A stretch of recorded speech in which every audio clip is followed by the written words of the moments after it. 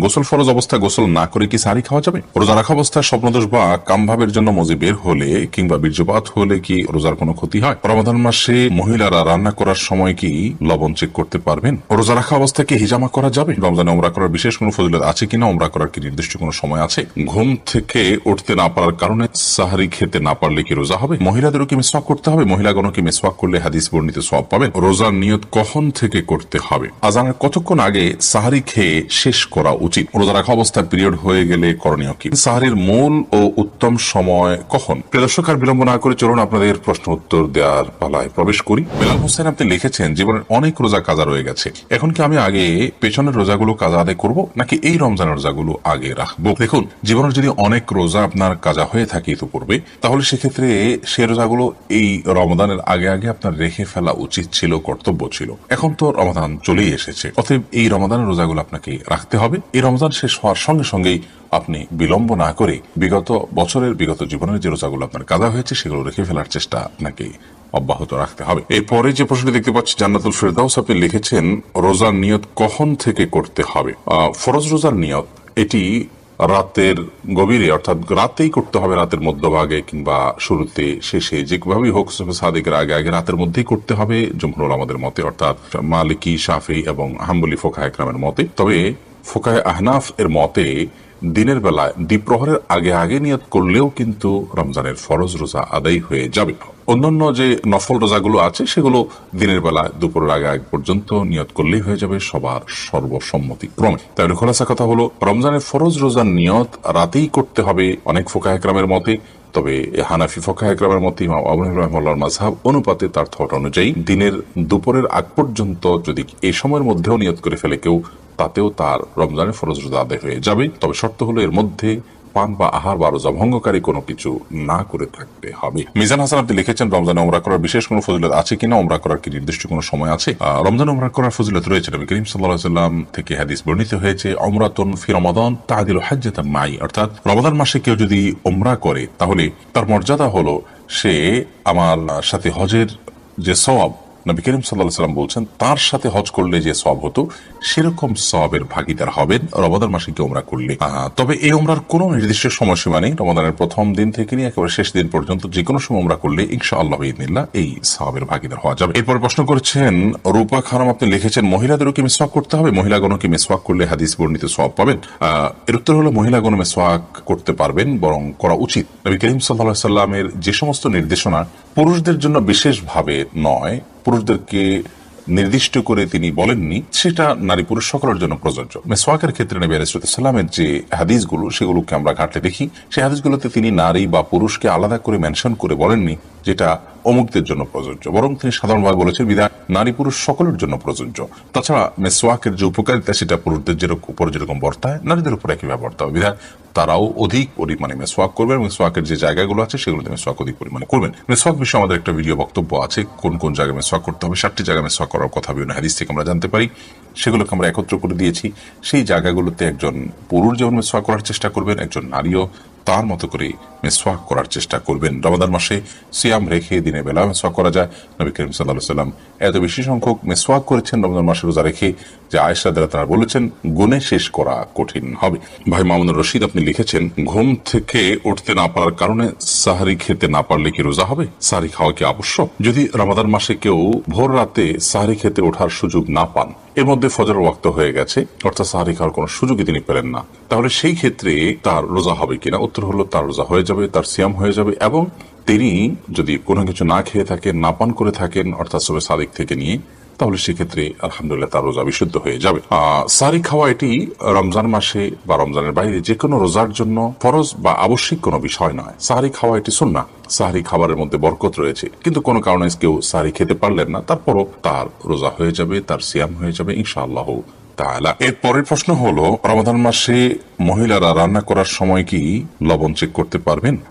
আমাদের মা বোনরা রমাদান মাসে রান্না করতে গিয়ে বা যে কোনো পুরুষও রান্না করতে গিয়ে যদি তরকারির লবণ চেক করতে হয়, স্বাদ চেক করতে হয়, তাহলে সেক্ষেত্রে সেটি তার জন্য জায়েজ হবে যদি এই চেকটা হয় জিহ্বা দিয়ে এবং চেক করে সাথে সাথে আবার থুতুর মাধ্যমে তিনি সেটাকে পরিষ্কার করে ফেলে দেন, অর্থাৎ গলাধকরণ না গেলেন, তাহলে সেক্ষেত্রে সেটি জায়েজ হবে, যদিও এটা অ্যাভয়েড করতে পারলে সেটা বেটার এবং উত্তম।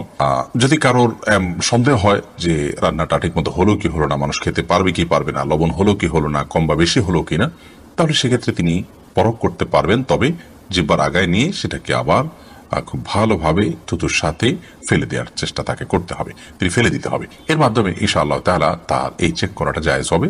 তবে যাদের মোটামুটি অনুমান হয়ে গেছে, আন্দাজ হয়ে গেছে, খুব একটা প্রয়োজন হয় না, তারা এটা অ্যাভয়েড করতে পারলে অবশ্যই বেটার এবং ভালো। এরপর ইমাম হোসেন আপনি লিখেছেন, রোজা রাখা অবস্থায় কি হিজামা করা যাবে? রোজা রাখা অবস্থায় হিজামা করা যাবে কিনা, হিজামা করলে রোজা ভঙ্গ হবে কিনা, এ বিষয়ে কাপিং থেরাপি বা হিজামা যেটাকে আমরা বলছি, এইটিকে এ বিষয়ে ফোকাহ একরামের মধ্যে দুটি মত রয়েছে। বেশিরভাগ ফোকাহ একরামের মতেই হিজামা করলে রোজা ভঙ্গ হবে না, কারণ আবু সাঈদ খুদরি রাদিয়াল্লাহু তাআলা বর্ণিত সেই প্রসিদ্ধ হাদিসটি থেকে আমরা জানতে পারি নবী করিম সাল্লাল্লাহু আলাইহি ওয়াসাল্লাম রোজা রাখা অবস্থায়, সিয়ামরত অবস্থায় তিনি হিজামা গ্রহণ করেছেন, অতএব এটি রোজা ভঙ্গ করবে না।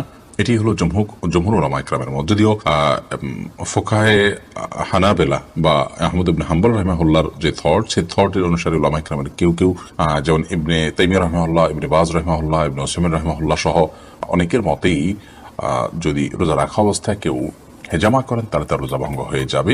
এবং এক্ষেত্রে তারা সেই হাদিস দিয়ে দলিল দিয়ে থাকেন যে হাদিসের নবী আলাইহিস সালাম বলেছেন আফতার আল হাজিমু ওয়াল মাহজুম। সেই হাদিসের অনেক ব্যাখ্যা, অনেক বিশ্লেষণ, অনেক আপনার জবাব প্রথমত উলামা ইকরাম দিয়ে থাকেন। যাই হোক, তো খোলাসা কথা হলো যে জমহুর বা সংখ্যাগরিষ্ঠ আমাদের মতে হিজামা করলে রোজা ভঙ্গ হবে না।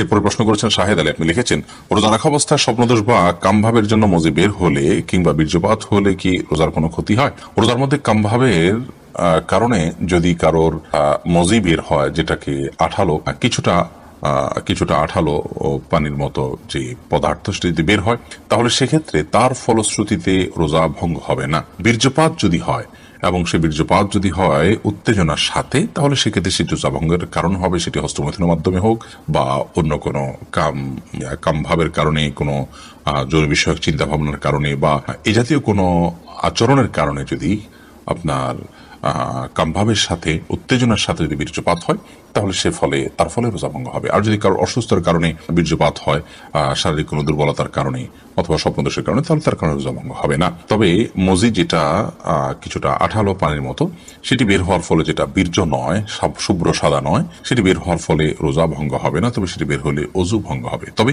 রোজা রেখে আপনার মজি বের হতে পারে এরকম কোন চিন্তা ভাবনা, কল্পনা বা আচরণ থেকে বিরত থাকা উচিত। সিয়ামের যে মৌলিক লক্ষ্য আছে, সেই লক্ষ্য সাধনের স্বার্থে এবং প্রয়োজনে। বাইয়ান আক্তার, আপনি লিখেছেন, রমজানের রোজা রাখলে শুধু 1 বছরের গুনাহ মাফ হবে নাকি জীবনের পেছনের সকল গুনাহ মাফ হবে?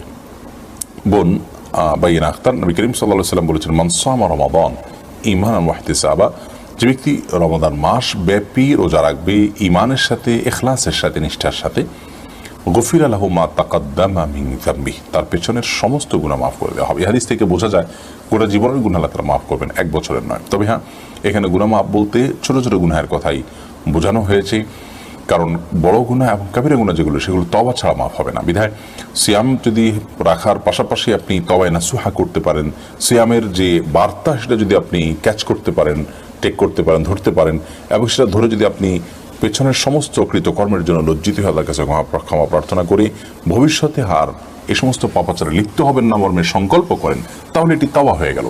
এরকম ভাবে যদি আপনি সিয়াম পালন করতে পারেন, তাহলে সগীরা কবিরা সব গুনাহ মাফ হবে ইনশাআল্লাহ তাআলা।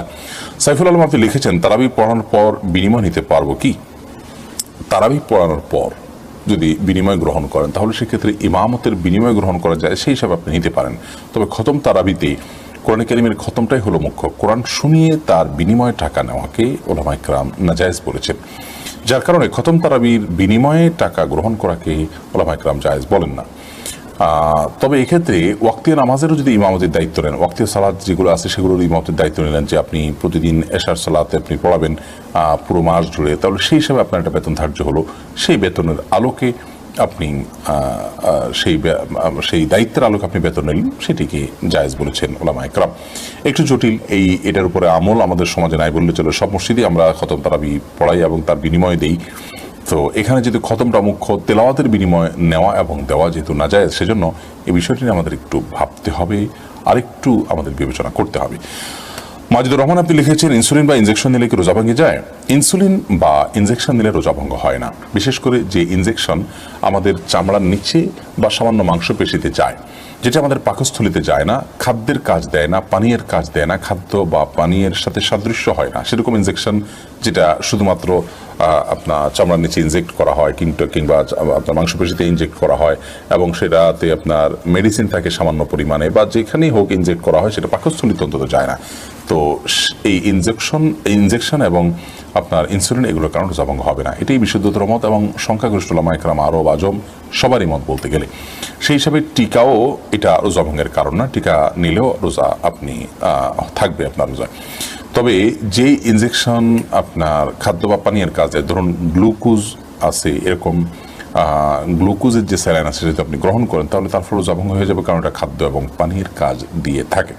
সাকিব হাসান আপনি লিখেছেন, গোসল ফরজ অবস্থায় গোসল না করে কি সাহরি খাওয়া যাবে? যদি কারোর গোসল ফরজ হয়, তাহলে গোসল ফরজ অবস্থায় যদি আপনি সাহরি খেয়ে নেন এই কারণে যে এখন গোসল করতে গেলে সাহরি খাওয়ার সময় আর থাকবে না, অথবা যে কারণেই হোক না কেন যে আমি পরে গোসল করব, তাহলে তার ফলেও সিয়াম হয়ে যাবে, কোনো অসুবিধা নেই। তবে অবশ্যই ফজরের সালাত আদায়ের প্রয়োজনে ফজরের সালাতের আগে আপনাকে ফরজ গোসল করতে হবে। কিন্তু গোসল ফরজ হওয়া অবস্থায়, অর্থাৎ শরীর অপবিত্র অবস্থায় যদি কেউ খাদ্য গ্রহণ করেন এবং সাহরি খেয়ে ফেলেন বা রোজা নিয়ত করেন, তাতেও রোজা হয়ে যাবে, সাহরি হয়ে যাবে, কোনো অসুবিধা নেই। যদিও গোসল করে তারপরে খেতে পারলে সেটা উত্তম, তা বলাই বাহুল্য। তানজিনা আপনি লিখেছেন, রোজা রাখা অবস্থায় পিরিয়ড হয়ে গেলে করণীয় কি? পিরিয়ড যদি হয়ে যায়, তাহলে ওই দিনের যে সিয়ামটা আছে, ওই সিয়ামটা আপনাকে পরবর্তীতে রমজানের পর রেখে দিতে হবে। আর পিরিয়ড হয়ে গেছে, এখন আপনি অন্য রোজাদার সামনে আপনি খাদ্য গ্রহণ ইত্যাদি থেকে বঞ্চিত থাকবেন এবং ওইভাবে পার করবেন। মাজেদ মুন্সি আপনি লিখেছেন, সাহরির মূল ও উত্তম সময় কখন? আজানের কতক্ষণ আগে সাহরি খেয়ে শেষ করা উচিত? দেখুন, সাহরির মূল এবং উত্তম সময় হলো রাতের শেষ প্রহর, রাতের 3 ভাগের শেষ ভাগ বলতে পারেন, এবং বিশেষ করে আজানের অন্তত 10-15 মিনিট আগে সাহরি খেয়ে শেষ করবেন। এটি হলো সবচেয়ে উত্তম সময় সাহরির জন্য। যদি আপনি তার একটু আগে খেয়ে ফেলেন, তাতেও সাহরির যে সওয়াব সেটি আদায় হয়ে যাবে। সাহরির ক্ষেত্রে বেশ অনেকগুলো জিজ্ঞাসা আছে, একটা ভিডিও ক্লিপ আছে আমাদের, সেখানে আমরা সাহরি সম্পর্কিত কমন 10টি প্রশ্নের উত্তর দেওয়ার চেষ্টা করেছি। সেই ভিডিওটি দেখে নিলে আশা করি এই বিষয়ে সমস্ত জিজ্ঞাসাগুলো আপনার সমাধান পেয়ে যাবেন। তবে মৌলিকভাবে এটুকু বলে রাখি যে রাতে আপনি ঘুম থেকে ওঠার পর দুপুর রাত থেকে, অর্থাৎ মাঝরাত থেকে নিয়ে ভোর রাতে একটা ফজর আজানের আগ পর্যন্ত, সোবসাদিকের আগ পর্যন্ত যে কোনো সময় আপনি খেলেই সেটা সাহরি হিসাবে বিবেচিত হবে, বিশেষ করে ভোর রাতের শেষ প্রহরে 1/3 ভিতরে শেষ অংশে। আর একেবারে শেষের দিকে খাওয়াটা হলো উত্তম সওয়াবের কাজ, সুন্নাহ, বিশেষভাবে ফজিলতপূর্ণ। তবে একেবারে শেষের দিকের মানে এই নয় যে আজান হচ্ছে ভাব ঠিক সেই মুহূর্তে আপনি খেলেন, অর্থাৎ সুবহ সাদিকের ঠিক সঙ্গে সঙ্গে বা ওই টাইমের কাছাকাছি সময়ে আপনি খেলেন, এটি কিন্তু উত্তম নয়। বরং নবী করিম সাল্লাল্লাহু আলাইহি ওয়াসাল্লাম সাহরি খেয়ে শেষ করার পর সম্ভবত 100টি আয়াত তেলাওয়াত করার মতো সময় তার হাতে থাকতো। সে বিষয়টি আমাদের মাথায় থাকা উচিত। এবার শাহরিয়ার ইসলাম লিখেছেন, রমজানে গোসলের সময় যদি কানের ভেতর পানি প্রবেশ করে তাহলে কি রোজার কোনো সমস্যা হবে? সামান্য পানি যদি কানের ভিতর যায় এবং সেটা যদি আপনি ঝেড়ে ফেলে দিতে পারেন, শেষ যদি আপনার থাকে, তাহলে ইনশাআল্লাহ রোজা হয়ে যাবে, রোজার ক্ষতি হবে না। আব্দুল্লাহ হাফসা আপনি লিখেছেন, সংসারে অনেক বিষয় নিয়ে স্বামীর সাথে অনেক রাগারাগি করে ফেলি, আমি কি গুনাহগার হব?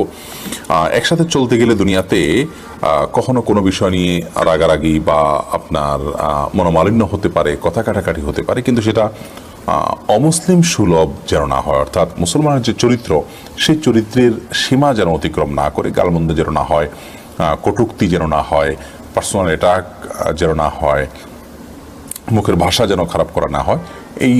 এইগুলো যদি না হয় তাহলে সেক্ষেত্রে ইনশাআল্লাহ বিইذনিল্লাহ এর কারণে বড় কোনো গুনাহ হবে না। তবে যথাসম্ভব ঝগড়াঝাটি এগুলো থেকে নিজেকে বাঁচিয়ে রাখার কসরত করা, এটা নারী পুরুষ সকলের জন্য অত্যন্ত গুরুত্বপূর্ণ একটি ইবাদত। নবী করিম সাল্লাল্লাহু আলাইহি ওয়াসাল্লাম বলেছেন, মান তারাকাল মিরাআ ওয়া ইন কানা মুহিক্কা, যে ব্যক্তি ঝগড়া, বিবাদ, বিতণ্ডা, বৎসা এগুলোকে এড়িয়ে চলে, ইগনোর করে, অথচ সে সত্যের উপর আছে, যার সঙ্গে ঝগড়া করার উপলক্ষ তৈরি হয়েছে, তিনি হয়তো রং জায়গায় অবস্থান করছেন, তারপরও নিজের সত্যের উপরে, নিজের সঠিকতার উপরে থাকা সত্ত্বেও জাস্ট কথা বাড়বে, এই জন্য তিনি যদি ঝগড়াকে এড়িয়ে যান, তাহলে তার জন্য নবী করিম সাল্লাল্লাহু আলাইহি ওয়াসাল্লাম জান্নাতের মধ্যখানে সেন্টার পয়েন্টে একটি প্রাসাদের জিম্মাদারি নিয়েছেন। আর এই কারণে ঝগড়া বিবাদ এড়িয়ে চলা এটা ইমানদারের উত্তম আখলাকের অংশ। সেই চেষ্টাটি আমাদের মধ্যে অব্যাহত রাখতে হবে। বিশেষ করে রমাদান মাসে নবী করিম সাল্লাল্লাহু আলাইহি ওয়াসাল্লাম বলেছেন, রোজা অবস্থায় আপনার সাথে কেউ যদি বিতর্ক করতে আসে, বচসা করতে আসে, ঝগড়া করে, আপনি তার ঝগড়ার জবাব দেওয়ার মতো যথেষ্ট সুযোগ আছে, কিন্তু আপনি কথা বললে কথা বাড়বে, তাহলে সেক্ষেত্রে আপনি তার সাথে পাল্টা ঝগড়া না করে বলবেন, ইন্নী সায়েম, ভাই আমি রোজাদার আছি, যার কারণে তোমার ঝগড়ার প্রত্যুত্তর আমি করতে পারছি না। এটি রমাদান মাসের গুরুত্বপূর্ণ একটি আমল। এর মাধ্যমে নিজেকে ঝগড়াঝাটি এবং এ জাতীয় বিষয়াশয় থেকে নিয়ন্ত্রণ করার প্রশিক্ষণ কিন্তু আমরা লাভ করতে পারি। এরপর শাহনাজ আক্তার অনি আপনি লিখেছেন, শারীরিকভাবে দুর্বলতা এবং ওজন কম, এমন অবস্থায় কি রোজা না রাখলে জায়েজ হবে? দুর্বলতার কারণে কিংবা ওজন কম হওয়ার কারণে রোজা না রাখার সুযোগ নেই।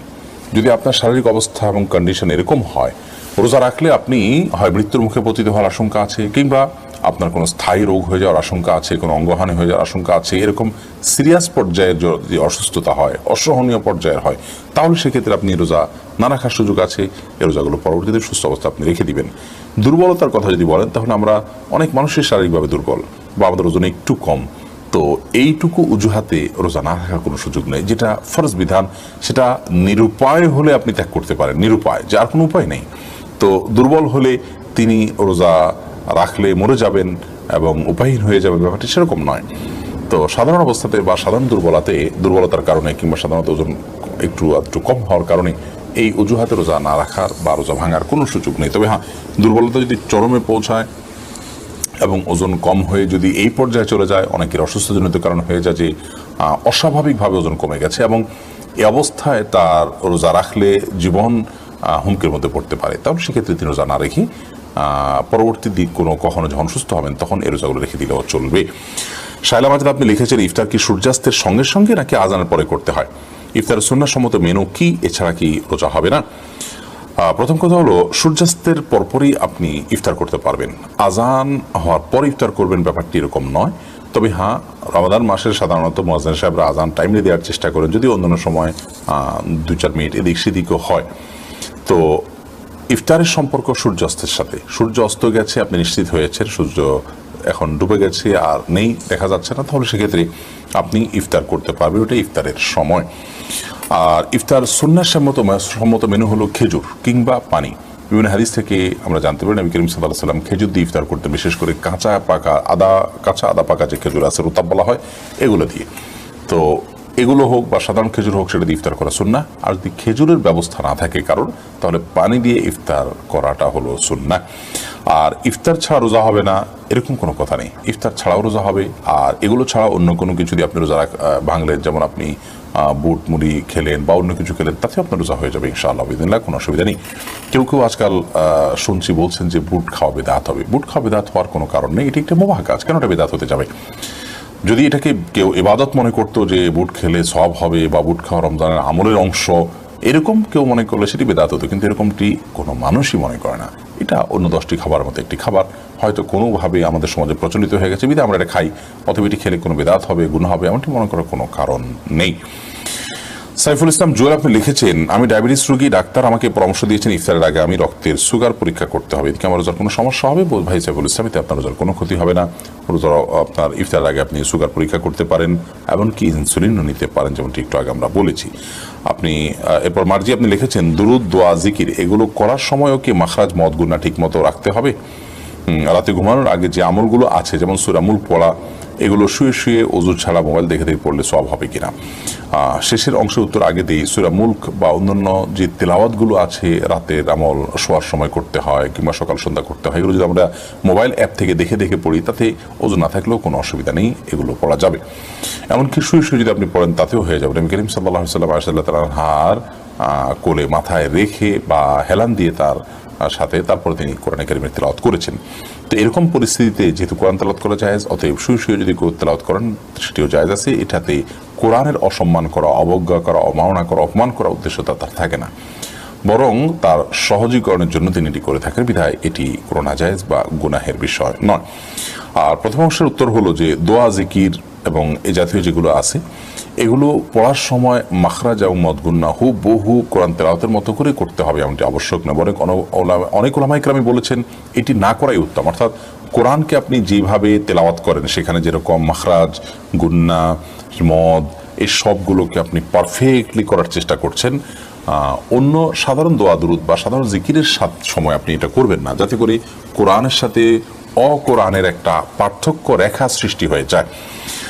আপনি যদি এটাকে কোরআনের মতো করেই পড়েন, তাহলে মানুষ এটাকে কোরআন মনে করতে পারে, এটি একটি ভুলের জায়গা মানুষকে নিয়ে যেতে পারে। সেজন্য অনেক ওলামা ইকরাম বরং কোরআনের মতো হুবহু তাজবিদের সাথে মদ গুন্না মাখরাজ ইত্যাদির সাথে দোয়া দুরূদ জিকির পড়তে তারা নিষেধ করেছেন। তবে হ্যাঁ, মৌলিকভাবে আরবি উচ্চারণের যে নীতিমালা আছে সেটি তো দোয়া দুরূদ জিকিরের ক্ষেত্রে লক্ষ্য রাখতে হবে। হা, আইন এবং মদ গুন্না মৌলিকভাবে যেটুকু না হলে সেটুকু তো করতেই হবে। কোনো কোনো ক্ষেত্রে মদ না করলে, অর্থাৎ টেনে না পড়লে অর্থ বিকৃত হয়ে যায়। যেমন লাম আলিফ জবর, লা মানে না, একটু টেনে পড়বেন তার অর্থ হবে না, আর লামের উপরে শুধু জবর হবে তার মানে হলো লা। শুধু লা হলে তার অর্থ হয় ইতিবাচক অর্থে, এবং অবশ্যই এবং সন্দেহাতীতভাবে বা গুরুত্বের সাথে ইতিবাচক অর্থ দেয় শুধু লাম জবর লা বেশিরভাগ ক্ষেত্রে। যদিও লাম আলিফ জবর লা হলে তার অর্থ হয় না, সম্পূর্ণ নেতিবাচক ভিন্ন জিনিস। এই জন্য একটু টানার কারণে হেরফের হয়ে যায়। তো আরবির মৌলিক যে বিষয়গুলো আছে সেগুলোকে লক্ষ্য রেখে আপনাকে জিকির আজকার আপনার দোয়া দুরূদ পড়লেই চলবে। কোরআনের মতো হুবহু 3 আলিফ 5 আলিফ গুন্না এগুলো করতে হবে এমনটি আবশ্যক নয়। তাসকিয়া জিম আপনি লিখেছেন, শুক্রবার বা সোমবার রোজা রাখলে কি ফরজ রোজার পাশাপাশি নফল রোজারও সওয়াব পাওয়া যাবে? জুমাবার বা সোমবার যদি কেউ রোজা রাখেন রমজানের বাইরে, তাহলে সেই ক্ষেত্রে আপনার রমজানে যদি কেউ শুক্রবার বা সোমবার রোজা রাখেন, তাহলে সেক্ষেত্রে সোমবার রোজা রাখার যে সওয়াব আছে সেই সওয়াবটি আদায় হবে তখন যদি তিনি নিয়মিত সোমবার রোজা রাখে থাকেন, এবং রমজান না হলে তিনি এই দিন রোজা রাখতেন, তাহলে আশা করা যায় আল্লাহ তাআলা এই বারে সিয়ামের সওয়াব তাকে দিবেন। আর জুমাবারে রোজা রাখার তো বিশেষ কোনো নির্দেশনা নয়, বরং শুধু জুমাবারে রোজা রাখা তো হাদিসে নিষেধ, এই সপ্তাহে ঈদের দিন। অতএব এটি জায়গায় আমরা বৃহস্পতিবার উল্লেখ করতে পারি, বৃহস্পতিবার এবং সোমবার এই দিনগুলোতে রোজা রাখা সুন্নাত। তো রমজান মাসে বৃহস্পতি সোম তো রোজা তো আপনার অটোমেটিকলি রাখা হয়ে যাচ্ছে, তাহলে তিনি রমজানের ফরজ রোজা আদায়ের সওয়াব পাচ্ছেন। আবার সোম বৃহস্পতি রোজা রাখার যে সুন্নাত সেটাও কি পাচ্ছেন কিনা? উত্তর হলো অন্যান্য সময় তিনি যদি এই রোজাগুলো রেখে থাকেন এবং এক্ষেত্রেও তার জেহেনে আছে, তার মনে আছে যে হ্যাঁ তিনি রমজান রোজা তো রাখছেনই, পাশাপাশি সোম বৃহস্পতিবার অতিবাহিত হচ্ছে, সেই হিসাবে তিনি আশা করা যায় আল্লাহ রাব্বুল আলামিনের কাছে এই দিনের যে নফল বা সুন্নত রোজার যে সওয়াব সাপ্তাহিক রোজার সেটাও তিনি লাভ করবেন। মাইনুদ্দিন আপনি লিখেছেন, রমাদান মাসে এশার সালাতের পর 4 বা 6 রাকাত কিয়ামুল লাইল পড়ে ঘুমিয়ে গেলে এবং সাহির আগে আরো 2-4 রাকাত পড়লে সুন্নত আদায় হবে কিনা? তারাবির নামাজ এটা ভেঙে পড়লেও আদায় হয়ে যাবে।